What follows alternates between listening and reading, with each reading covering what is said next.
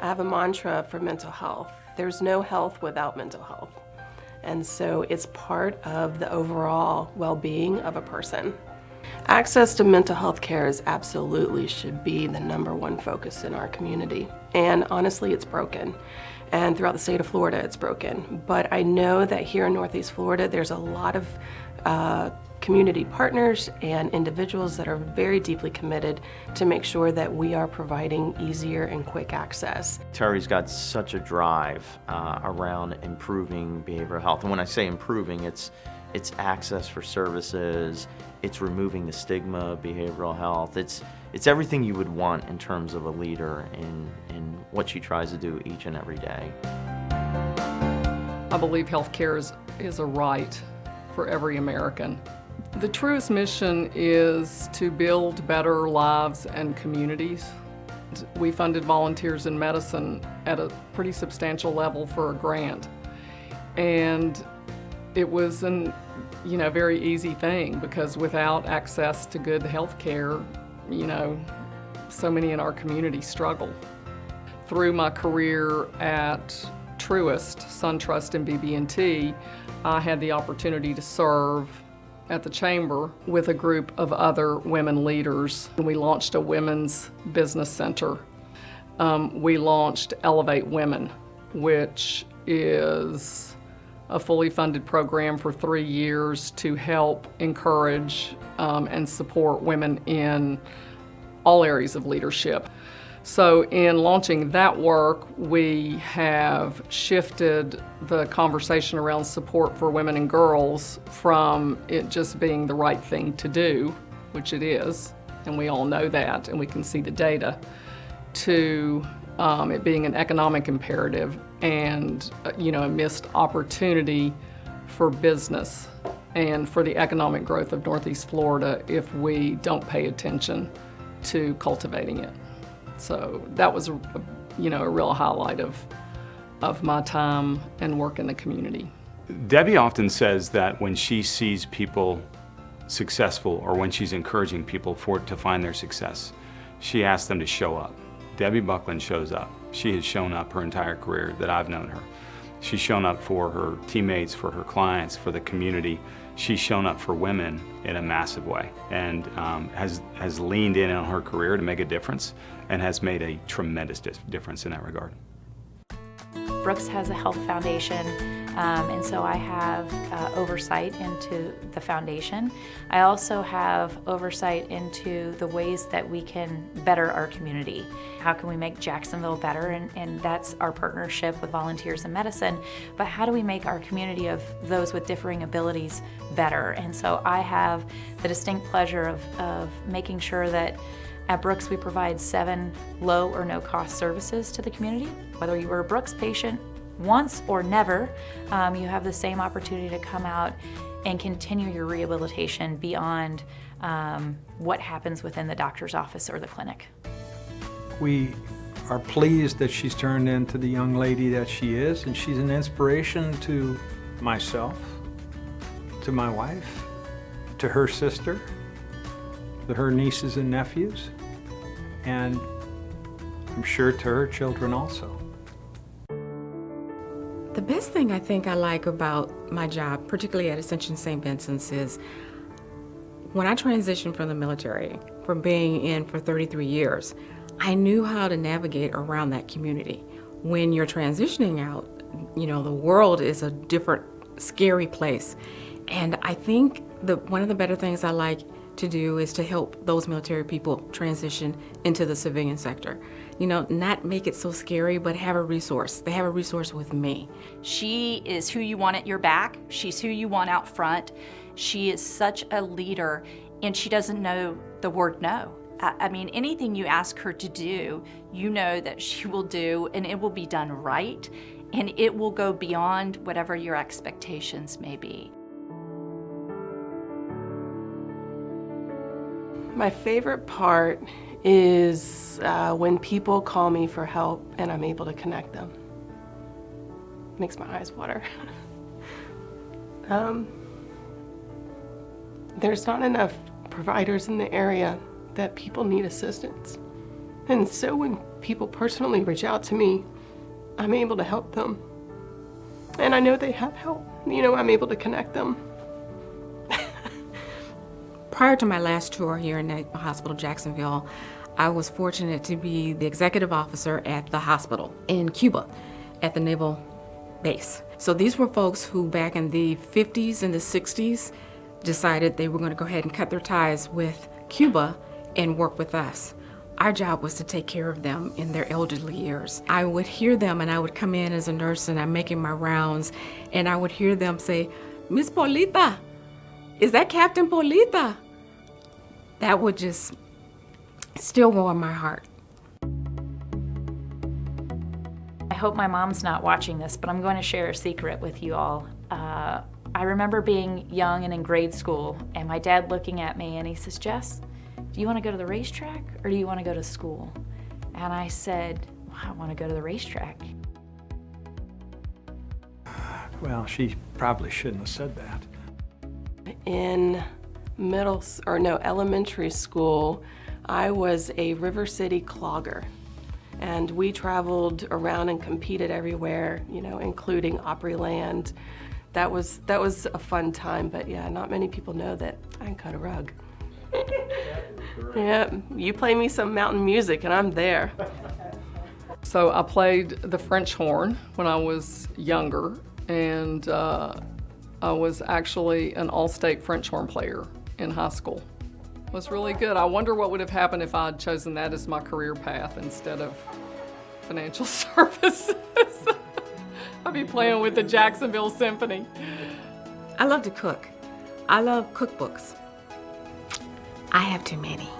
In fact, my husband told me if I come home with another cookbook, sometimes I have to hide them in the car, but they make me happy. I love sweets. I love to bake. I love really anything with sugar. Anything chocolate. Definitely chocolate and wine. You know, during my guilty pleasure, during the pandemic, we renovated our backyard, and I think I have bought almost every single plant there is. Well, chocolate, I consume the chocolate, that's gone.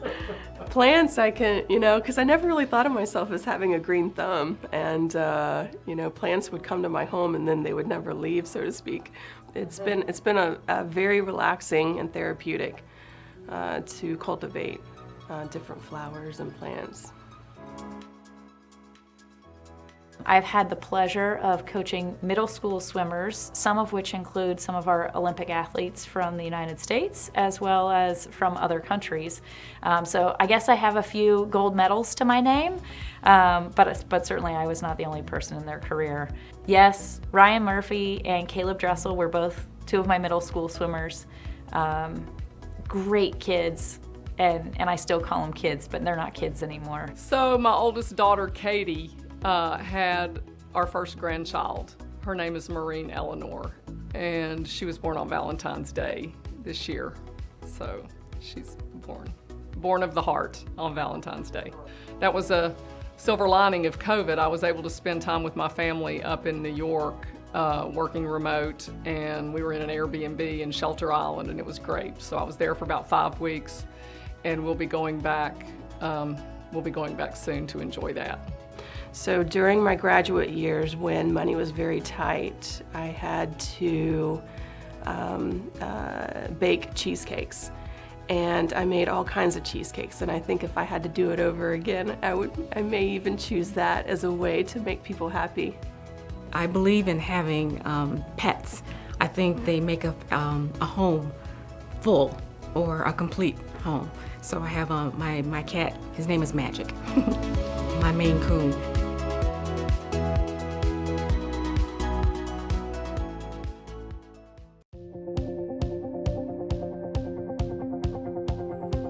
When I first started undergrad at UNC Chapel Hill, I knew I wanted to do medicine, but I had no idea what type of medicine. So I decided that I wanted to do pediatric oncology. When you're 21, you don't really understand that intense fear and that intense concern for this other human being. She just gives from her full heart what she would do for herself. That woman does not have a selfish bone in her body. So then I went to adult oncology and realized that's where my passion was. That was my love. If I can give you one more football game that you got to see your kid go to, if I can give you one more event, that's a gift. I was a clinical instructor in Boston at the optometry school. She's a giver. She's always going to give more than she takes. She's always going to do it in her quiet and unassuming way. That was where I first actually had the opportunity to see a lot of patients who had barriers to care. I ran a mobile eye unit with all the students where we would go out and see homebound elderly, homeless shelter veterans, adult daycare center, all these people that couldn't get to an eye exam.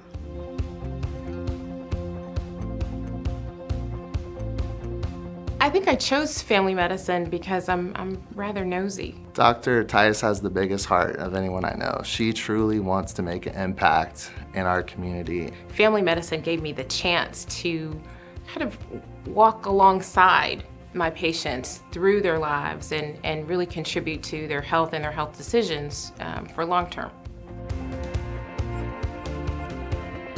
I have a podcast and it's entitled The Sister Covenant, and I am saying sister.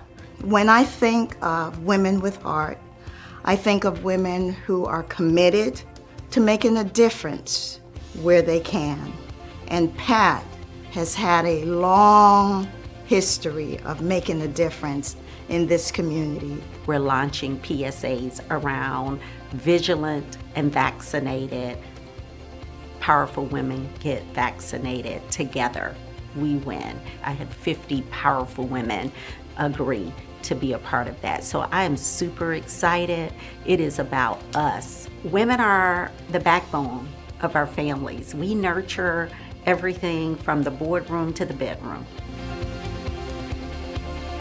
To see someone when they get a new pair of glasses and can see well again, the excitement is, so obvious. On their faces. So it's a real pleasure to be able to provide that service. So there's nothing better than having an understanding that something I've been able to share has in fact brought about behavior change that influences someone's long-term health. She's like the biggest champion for dialogue between doctors and patients. And I'll say, Kelly, I'm totally guilty of, not talking to my doctor, not having that dialogue. I go there and expect them to kind of tell me everything. And then they tell me something like I had a vitamin D deficiency, and I still have no clue what that means. I think what I would have suggested he asked is, what happens if I don't do this? His physician hadn't yet found the thing that was gonna help him apply it. And then she kind of got on me like a mom and said, you have to be more interactive as a patient, with your physician, because they're trying to tell you, and if you don't understand, you gotta speak up. So she does have that mom feature about her that I love. In my younger days, I would say, oh, I hate that. I hate being out of control or showing emotion or showing that vulnerability. But now I know, as I've grown wiser, that showing that vulnerability is what people see. They hear you, but they watch what you do. And as you carry on the work and you do it from your heart, that's the authenticity. That's what matters. Seeing my kids be normal kids, that makes my heart so incredibly full. My kids and I have been through some tough times in our life. We lost their father, my husband, at a very young age, completely unexpectedly. And that brought us to a place of togetherness. Not that we weren't close before, but we are a pretty amazing unit now. Chocolate. I guess that's everybody's guilty pleasure. See, there's always a healthy dose of Ghirardellis in our house. Oh, the good stuff. Yeah. The good stuff. But I steal those, so that's my guilty pleasure. I rarely will take a minute for myself, And if I do, I'm almost a little panicky about it. But to me, that is my guilty pleasure. If I can get 30 minutes to myself to do whatever it may be, to do nothing, to have a glass of wine on the porch, whatever it might be, that I think that's actually my guilty pleasure. So my most guilty pleasure is going to Starbucks. I'm a Starbucks girl, so I enjoy going to Starbucks, but during the pandemic, what I've been able to do is walk to Starbucks. I live in San Marcos, so walking to Starbucks on a Sunday morning, grabbing my Starbucks, and then going on a park bench and watching church service on my phone, that is heaven for me. So my guilty pleasure is snacks in bed, cookies, but you can't tell anyone. I won't. Okay. Thank you. Listen, everybody is watching. It's hard to be a doc. Like, not just because people are like, hey, does this look infected? Like, I do actually get that. Oof. I'm like, oh, these are my kids. Please stop. I'm actually extremely competitive. If you put me in front of a board game or a card game or a race, I'm not playing nice. I'm out there to win. So it's actually a point of contention in my house. They're like, why? Why are you doing this? Why are you fighting with us? I'm like, because I want to win. That's why I'm fighting with you. I collected beer cans as a child. And that is a really random thing, and I don't think anyone knows that about me except for my dad. I used to go to his races with him. He was an amateur race car driver. And when he wasn't racing cars, I was usually in the garbage cans, picking out old beer cans that I thought were unique. That's what I was doing as an 8-year-old girl. So maybe a fun fact about me. I was the 1987 Florida's Miss Teen. It was a great experience, not something that really fits with my character. It was sort of out of the norm for me. I was shy and nerdy, I need you to know. If you have a conversation with my dad, he's still telling people at the post office about that like it happened yesterday.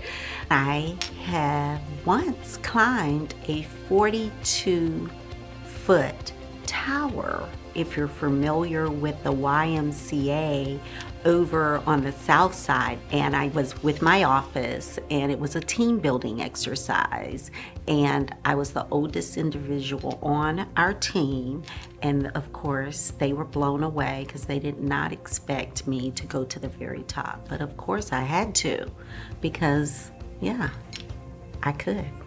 The working uninsured are an interesting group to work with. If you think about some of the jobs that they fulfill for the community, it's bus drivers and security guards and warehouse workers, and vision care is actually extremely important to them. If you think about a bus driver, for example, that person having a good eyeglass prescription and seeing well is important to all of us. Access to care in our community has been a long-standing issue. And resources like Volunteers in Medicine have been critical pieces, that fill the gaps. We have to work upstream, and we have to be certain that we're looking at things that drive this and working to try to solve them, either through policy or raising awareness about things. Helping those women have a voice, helping those women see that they are powerful, not powerless, and especially together, we can do so much. So I feel very proud that I've had the opportunities on so many levels through so many different organizations, and even through my professional career, to touch women's lives and help them use their voice. Well, we all got here by somebody giving back, so we should all be doing the same. If we were all just here for ourselves and not to give back to our community and help it grow and help it better itself, then that's stagnant water. That's not anything anybody wants to be in. So I think giving back is a way of life. It's what we all are. It's our purpose.